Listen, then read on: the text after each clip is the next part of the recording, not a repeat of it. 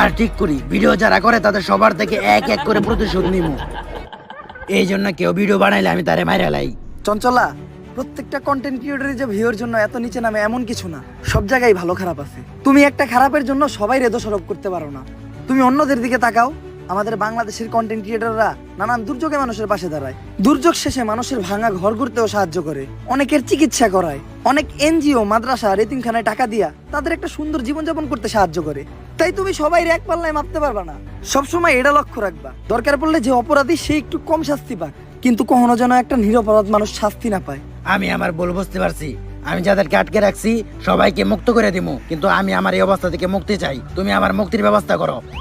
এই নাও বুইরা উজার মন্ত্র পড়া মুদ, এটা খাওয়ার সাথে সাথেই তুমি মুক্ত হয়ে যাইবা।